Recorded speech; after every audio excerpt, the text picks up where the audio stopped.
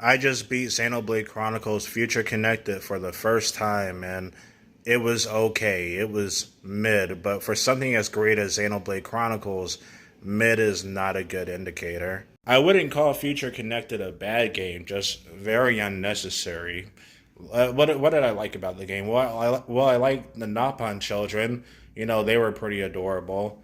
Melia getting more screen time, that's appreciated because during the Mechonis arc of the original game, Melia screen time and voice lines just deteriorate until late game. But other than that, I just thought everything else about the game was okay.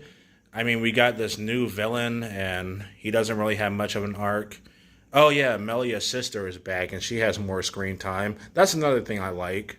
Future Connected is shorter. I like that because the main game alone is like over 70 hours long. Future Connected, it's about 8 hours if you focus on the main story. If you do the side quest, it's going to be like another 3 hours or so. But yeah, this new villain bad guy, I don't even remember his name.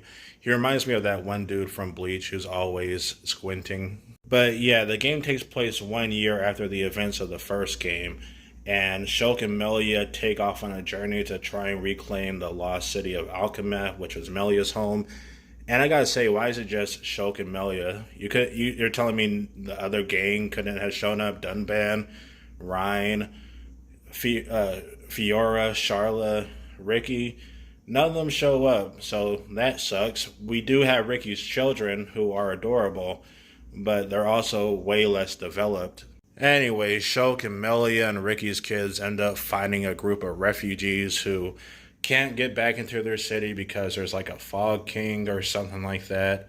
And there's basically a lot of boring quests just to get to the fog king because you can't hurt the fog king until you go and collect this certain item. You got to do a bunch of grinding and leveling up the same skills that you already leveled up in the main game. Then the gang finally fights the fog king, and you know, I gotta say, it wasn't hard, but there is some bullshit with the second phase. See, the fog king, it can topple the whole party in the second phase.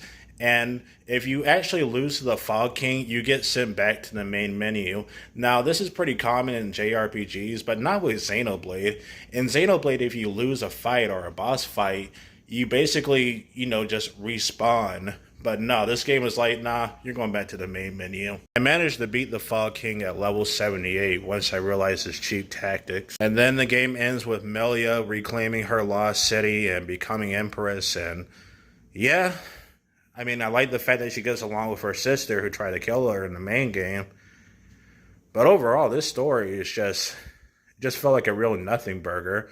Another thing I noticed too is that Melia's voice actress, she sounded, I don't know, like it's the same voice actress, but she just sounds more bored, more lifeless for some reason. And I don't think it's because she's traumatized. I mean, yeah, she is pretty sad about her city being lost and what happened to her people, but she did recover from it mentally.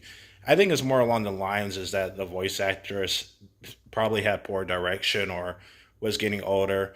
Although I did hear she did a better job in the sequel games. Speaking of sequel games and the Fog King, what even was the Fog King? Where did it come from? The game never answers that. And apparently Xenoblade Chronicles 3 doesn't answer that either. It's just the game needed a big bad and the Fog King was it. Honestly, the Fog King is like the worst type of villain. Just no motivation at all, no personality. It's just a big dumb monster. Go kill it.